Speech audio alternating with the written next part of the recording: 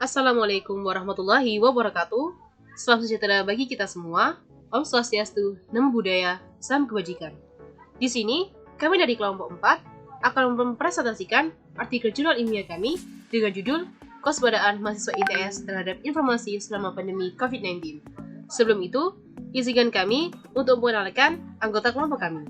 Kami dari kelas Bahasa Indonesia 11 dengan dosen pengampu Ibu Eka Diansa Fitri, Sarjana Humaniora, Master of Arts. Anggota kelompok kami yang pertama, Arina Pramesti dengan NRP 50 10 20 10 25, Dian Niza Fortuna dengan NRP 50 26 20 10 02, Eksi Galiganya Paramita dengan NRP 50 17 20 10 16, Ignatius Tison Melchior dengan NRP 50 10 20 10 43, dan Muhammad Armando Nurizki Ansar dengan NRP 50 26 20 11 40. Yang pertama yaitu abstrak. Poin pertama, pemberitaan COVID-19 secara rutin oleh pemerintah kepada masyarakat. Meningkatnya kasus COVID-19 membuat pemerintah melakukan pemberitaan mengenai COVID-19 secara rutin kepada masyarakat. Paparan informasi tersebut ada yang merupakan kebenaran dan juga hoax atau informasi palsu.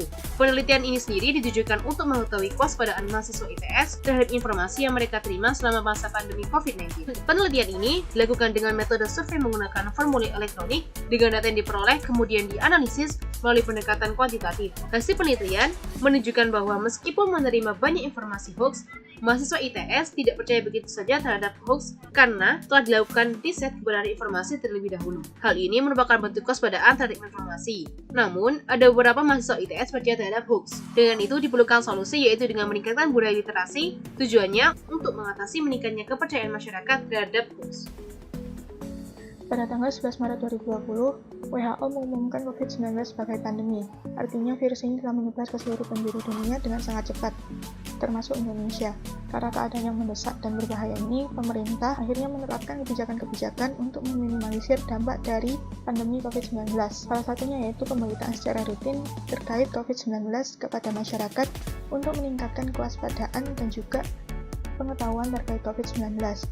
Tetapi, dalam pemberitaan tersebut, terdapat juga beberapa pihak yang sengaja menyelipkan informasi palsu atau hoaks, sehingga masyarakat juga kebingungan dalam membedakan mana yang hoaks dan juga mana yang fakta. Karena paparan hoaks ini, akhirnya masyarakat juga ada yang percaya kepada hoaks, sehingga tingkat kewaspadaan mereka terhadap COVID-19 akhirnya ikut menurun. Berdasarkan pantauan tim ISDijen Aptika, sejak munculnya wabah hingga 5 Mei 2020, terdapat 1041 konten hoaks terkait COVID-19 di masyarakat Indonesia. Nah, sebagai mahasiswa ITS yang juga mengakses berita tentang COVID-19 di internet, di media sosial, di berita massa, kami juga menerima fakta dan juga hoaks terkait COVID-19. Hal ini mendorong kami untuk meneliti tingkat kewaspadaan mahasiswa ITS terhadap informasi selama pandemi COVID-19. Ya, yang selanjutnya adalah tinjauan pustaka. Yang pertama adalah informasi. Informasi berarti bahwa pemberitahuan yang berupa kabar atau berita tentang sesuatu. Selain itu, informasi menurut Noto Atmojo juga dapat mempengaruhi dan menambah pengetahuan seseorang yang menerima informasi. Lalu yang kedua adalah hoax. Hoax merupakan informasi yang sesungguhnya tidak benar, tetapi dibuat seolah-olah benar. Menurut Superman, hoax adalah rangkaian informasi yang disesatkan dengan sengaja tetapi dijual dan dikemas sebagai suatu kebenaran. Urutan penyebarannya meliputi berita direkayasa kebenarannya di media sosial, lalu viral dan menimbulkan keresahan di kalangan masyarakat. Lalu yang selanjutnya adalah kewaspadaan. Kewaspadaan berarti kesiapsiagaan dalam menanggapi suatu hal yang berada di luar kendali. Kewaspadaan juga dapat berarti bahwa kemampuan mempertahankan perhatian terhadap suatu hal dalam jangka waktu tertentu. Sedangkan tingkat kewaspadaan adalah derajat kesiapan seseorang dalam memberikan tanggapan terhadap suatu. Dan faktor yang mempengaruhinya antara lain kecerdasan, usia, dan faktor lingkungan. Lalu, korelasi hoaks dan kewaspadaan yaitu bahwa menurut Lee, seseorang dapat mudah percaya terhadap hoaks apabila orang tersebut tidak memiliki pengetahuan yang cukup tentang topik yang dibahas dan dibuat menjadi hoaks. Dari sini dapat dilihat bahwa korelasi antara hoaks dan kewaspadaan yaitu bahwa seseorang yang memiliki tingkat kewaspadaan yang tinggi tidak akan mudah tertipu oleh hoaks. Selanjutnya adalah penelitian yang relevan. Penelitian yang relevan bagi penelitian kami ini yang pertama adalah Judita tahun 2020 tentang pengaruh masyarakat terkait penyebaran hoax COVID-19, dan yang kedua Sari 2020 meneliti tentang analisis dampak COVID-19 terhadap kecemasan masyarakat, dan yang terakhir adalah Lee dan kawan-kawan tahun 2020 yang berjudul Associations Between COVID-19 Misinformation Exposure and Belief with COVID-19 Knowledge and Preventive Behaviors. Metode penelitian. Teknik pengumpulan data yang digunakan adalah kuesioner elektronik berupa Google Form. Google Form disebarkan melalui media sosial seperti Line dan WhatsApp. Kriteria responden adalah memiliki latar belakang sebagai mahasiswa aktif di ITS. Data yang didapatkan berupa jawaban dari pertanyaan kuesioner tersebut. Pertanyaan yang diberikan adalah pertama, reaksi mengenai pemberitaan tentang COVID-19, kedua, alasan responden bereaksi demikian, ketiga, hoaks yang beredar selama pandemi COVID-19, keempat, topik hoaks yang beredar selama pandemi COVID-19, kelima, reaksi terhadap hoaks tersebut, keenam, pendapat responden mengenai hoaks yang beredar di kalangan masyarakat, dan yang terakhir, solusi terhadap masyarakat yang menerima dan mempercayai informasi tanpa melakukan riset terlebih dahulu. Hasil data dari survei tersebut kemudian dianalisis dengan metode kuantitatif di mana data yang didapatkan akan diolah secara statistik melalui perhitungan matematis. Hasil dan pembahasan. Dari survei yang telah dilakukan, diperoleh data bahwa fakta seluruh responden menerima berita mengenai COVID-19. Untuk selengkapnya dapat dilihat pada grafik berikut. Kemasan responden yang takut tertular COVID-19 dan takut pandemi akan berdampak besar bagi perekonomian serta sektor kehidupan. Beberapa dari mereka juga berpendapat bahwa pandemi COVID-19 tidak akan berakhir dalam waktu dekat karena belum adanya vaksin yang tersedia dan jumlah yang terkonfirmasi terus meningkat.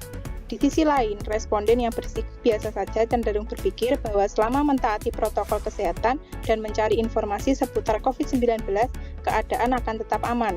Informasi terkait beberapa kasus penderita yang dapat sembuh dapat mendukung stigma mereka bahwa selama bisa disembuhkan, tentunya COVID-19 bukan hal yang perlu dicemaskan. Selanjutnya adalah tentang kesadaran akan hoax yang beredar selama pandemi COVID-19. Berdasarkan data yang didapatkan, diketahui bahwa mayoritas responden mengetahui tentang penyebaran hoax selama pandemi COVID-19. Dengan perincian, 30 responden menyatakan tahu dan 3 lainnya menyatakan tidak tahu. Selanjutnya adalah reaksi responden terhadap hoax yang beredar selama pandemi COVID-19. Walaupun sudah banyak mahasiswa ITS yang menyatakan tidak mudah percaya terhadap hoax, tapi masih saja ada yang percaya. Selain itu, ada juga yang bersikap acuh karena berpendapat bahwa hoax memang tidak bisa dihindari dari kehidupan. Selanjutnya adalah topik hoax yang beredar selama pandemi COVID-19. Berdasarkan data yang didapatkan, diketahui bahwa topik yang paling banyak adalah di bidang kesehatan, terutama tentang COVID-19.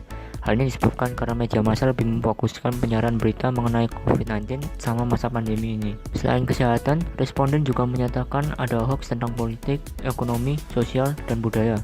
Hal ini disebabkan karena selama masa pandemi COVID-19, bidang kehidupan yang lainnya juga mengalami perubahan untuk beradaptasi dengan kondisi pandemi ini. Kenapa masih ada saja yang percaya hoax?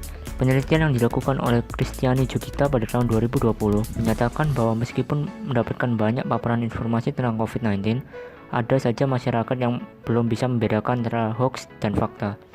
Selanjutnya, responden yang menyatakan tidak mudah percaya terhadap hoax mengatakan bahwa mereka menerapkan budaya literasi dan melakukan riset mengenai kebenaran informasi yang diterima.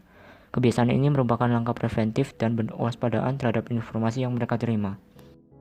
Ada berbagai pendapat yang diberikan oleh responden terhadap penyebaran hoax. Ada yang berpendapat bahwa hoax sangat meresahkan dan harus dihentikan penyebarannya.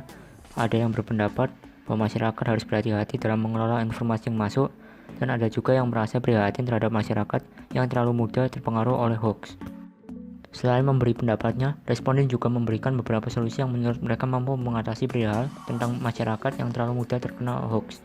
Beberapa solusi yang diberikan adalah seperti mencari kebenaran informasi sebelum disebarkan kepada sesama, memperbanyak membaca atau literasi, meningkatkan edukasi, dan adanya kebijakan pemerintah dalam menghadapi penyebaran hoax.